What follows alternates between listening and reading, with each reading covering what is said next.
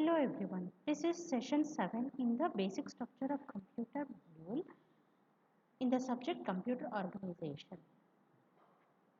The table of contents are, we'll discuss the data structure, stacks and queues, subroutines, how the machine encoding of machine instruction takes place in the assembly language. What is a stack? Stack is a data structure which works from bottom to top. The current top is location 6. It is like LIFO. LIFO means last in, first out. This end is freezed. This end is top of the stack. Any additions or additions to the stack or removal from the stack can be done only at this end. This is called as the top of the stack, current stack. Stack can grow in this direction. SP. SP is a stack pointer used to point the top of the element. LIFO, last in first out, because last element which is inserted will be the first element to be removed. There are two operations in the stack. Stack full, so for the safety, always stack has to be checked whether it is full or empty. Stack cannot be infinite in size. Stack is of finite size. That means stack of here 11. That means it can store only the level elements 0 to 10. It cannot go beyond this. Okay, so after this, when the stack, if you want to add up to assume up to 0th location, you have all elements in the stack. One more element if you have to add, then it will show the stack full error. And empty, if there are no elements in the stack, if you want to remove any item from the stack, then it will show the stack empty error. What is the operation in order to add the element to the stack? That is push.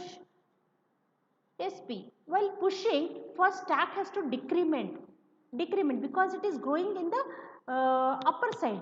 So it has to decrement. Initially stack was 10. When the item was added again 0025, it becomes 9, 8, 7, 6.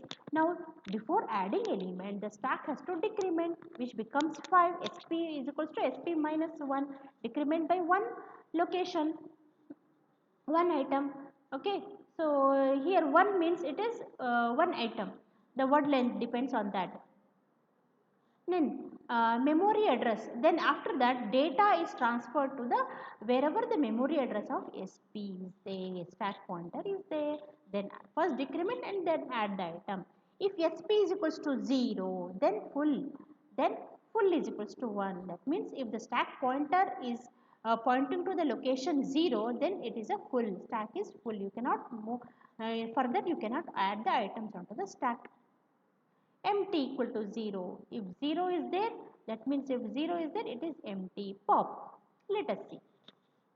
Pop means before removing the item, it has to place the contents of SP to some data register and then increment. SP is equals to SP plus 1.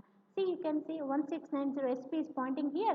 This is become the contents of the DR. DR is a data register. 1690 is transferred. Whatever is stored here, it's a junk value. It is not of any importance.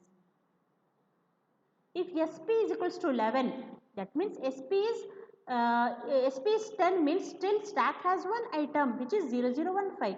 SP if stack pointer is pointing to 11th location means the stack is empty. Empty is 1. Full is equals to 0. Memory stack. How the memory stack is used? Memory stack push. PC is there 0, 1, 2 address register stack pointer pop. This is what I just explained. Now you can see the example over here. Stack, how is it given? Within the memory, some location will be fixed for the stack. Stack is declared from bottom is this element, some location. Okay, and then it is growing from this side. The top SP is minus 28. It is growing. Now you can see safe pop is what? Compare the immediate 2000 to SP. Check to see if the stack pointer contains so to up to 2000 it can grow.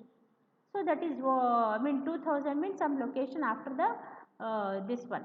Okay, an address value greater than 2000, if it is does not does, the stack is empty. So up to from the 2000 stack has grown. Beyond 2000, after 2000 stack is empty. Here 1500 is the maximum location where stack can grow. So here 1500, we'll assume this is 2000, this is 500, 1500. That means the size of the stack is 500. Now Q is another data structure which is used in the assembly language.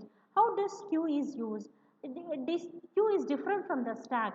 Q is first in, first out, unlike your stack which is last in, first out. So it how the queue occurs in real life.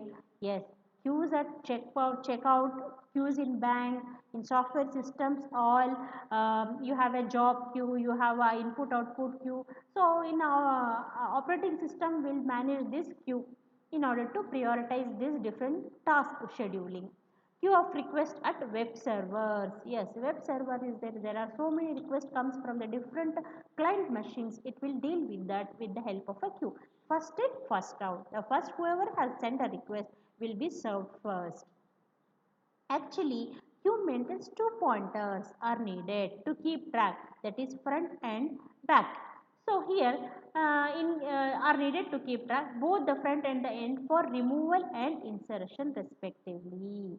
So here front is used for removal. Any deletions it will takes place at the front pointer, and insertions will takes place at the back pointer, end or back. Hmm. You would continuously move.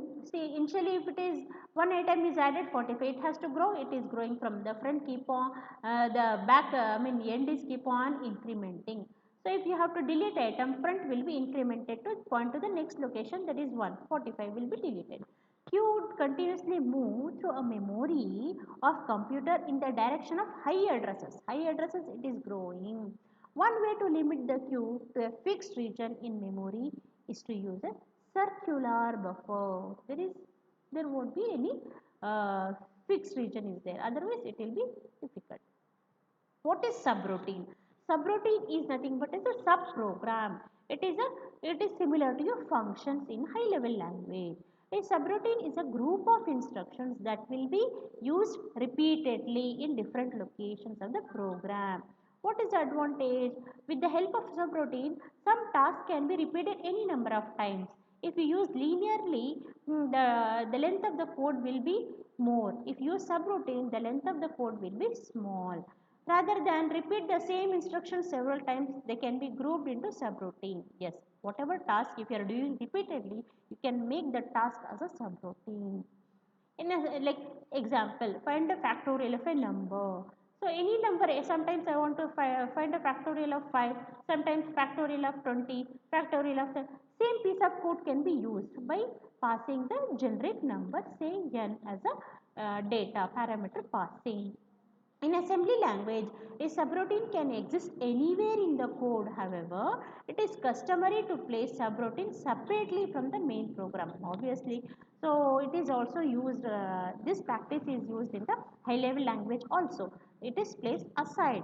In 8085, it has two instructions for dealing with subroutine. 8085 microprocessor, it uses call and RTE. Call is nothing but calling the subroutine program, and whenever a call occurs, it will transfer the control from the calling function, calling routine to the subroutine.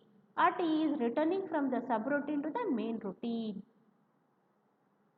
Let us see the subroutine linkage using a link register. You can see at the address memory location 2000, this is not normal instruction, this is a call. What is call? Call to a subroutine sub. When there were subroutine is written somewhere here at the 1000 address, you can see 1000 address, first instruction is written and some sequence of instructions are there. So whenever a call is encountered in the normal sequence, it has to suspend the main calling program, transfer the control from calling program to the subroutine sub, and start execution from the 1000 address.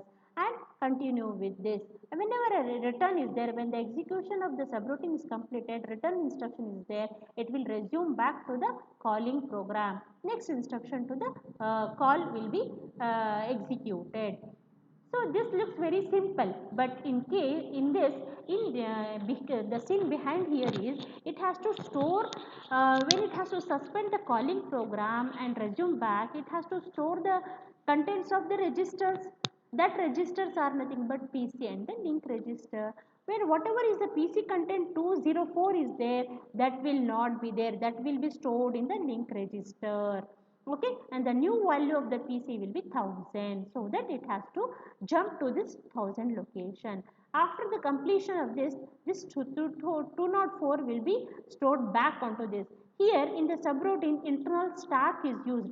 This 2200 will be pushed onto the stack.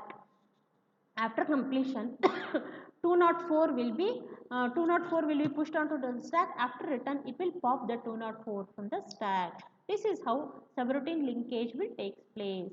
These are the references for the session 7. Thank you.